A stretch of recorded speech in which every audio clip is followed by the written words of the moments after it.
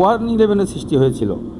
এই 111-এর মূল হোতা ছিলেন সাবেক তত্ত্বাবধায়ক সরকার, তথাকথিত তত্ত্বাবধায়ক সরকারের প্রধান উপদেষ্টা ডক্টর ফখরুদ্দিন আহমেদ এবং সাবেক সেনাপ্রধান জেনারেল মইনুল আহমেদ। এই দুইজনের ষড়যন্ত্রে, সেই ষড়যন্ত্রের ফসল হিসেবে আওয়ামী লীগ সরকার 2008 সালে ক্ষমতায় আসে। 2008 সালে নির্বাচনের আগে আমাদের নেত্রী, প্রিয় নেত্রী, দেশনেত্রী বেগম খালেদা জিয়া বন্দী ছিলেন, শেখ হাসিনাও বন্দী ছিলেন। সংসদ ভবনের একটি অস্থায়ী কারাগারে তাদেরকে বন্দী রাখা হয়েছিল। আপনারা অনেকে জানেন না, সে সময় কিন্তু প্রথমে আমাদের নেত্রীর কাছে ওই তত্ত্বাবধায়ক সরকারের একটা প্রতিনিধি টিম পাঠানো হয়েছিল।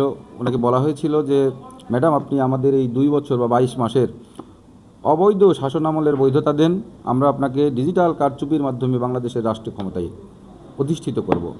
আমাদের প্রিয়নেত্রী বলেছিলেন, আমরা আসলে ওইরকম রাজনীতি করি না, দেশের সাথে গাদ্দারি করার মতো রাজনীতি করি না, আমরা আপনাদের এই বৈধতাও দিতে পারবো না, আমি বিনা ভোটে প্রধানমন্ত্রীও হতে চাই না।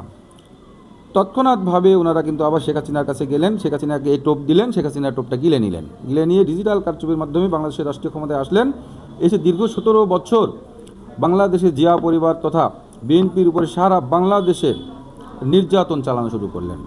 আপনারা দেখবেন যে আমাদের ছাত্র দলের, যুব দলের, স্বেচ্ছাসেবক দলের অনেক নেতার কর্মীকে গুম করা হয়েছে, খুন করা হয়েছে, হত্যা করা হয়েছে।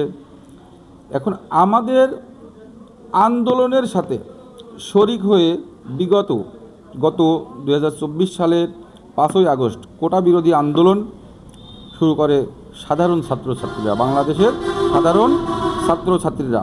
এক পর্যায়ে কিন্তু সেই ছাত্রছাত্রীদের আন্দোলনের সাথে সারা বাংলাদেশের সমস্ত পেশাজীবী সাধারণ মানুষ আন্দোলনের সম্পৃক্ততা ঘোষণা করেন এবং এই আন্দোলনের নেতৃত্ব দিয়েছিলেন আমাদের দলের চেয়ারম্যান জনাব তারেক রহমান।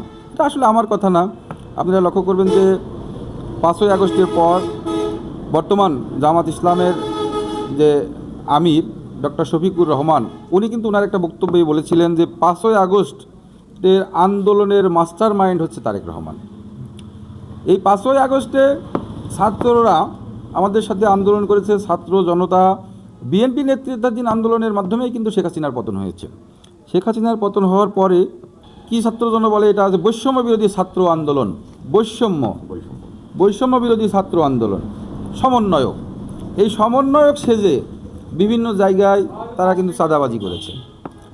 এখন সমন্বয়ক সেজে ছাত্র শিবিরের ক্যাডাররা যদি চাঁদাবাজি করে, এর দায়ভার তো বিএনপি নিতে পারে না, এর দায়ভার তো ছাত্রদল নিতে পারে না, এর দায়ভার তো যুবদল নিতে পারে না। কারণ দেখেন, আমরা এই 5ই আগস্টের পরে মনে হচ্ছে যেন আমাদের উপরে এমন দায়ভার চালানো হচ্ছে যে এই দেশে কোথাও চুরি হলেও আমাদের দোষ হচ্ছে। কারণ আমরা কেন আমাদের দোষ হবে? আমরা তো আর রাষ্ট্র চালাচ্ছি না, আমরা তো নির্বাচিত সরকার না, যে সরকার কোনো কিছু হলে একজনের পুরান ঢাকায় একজনের পাথর মেরে কে মারলো, একজন আওয়ামী লীগের ক্যাডার একজন সাধারণ ব্যবসায়ীকে মারলো, আমাদের দোষ হলো কেন হবে সেটা? আমরা তো আসলে প্রশাসন চালাচ্ছি না।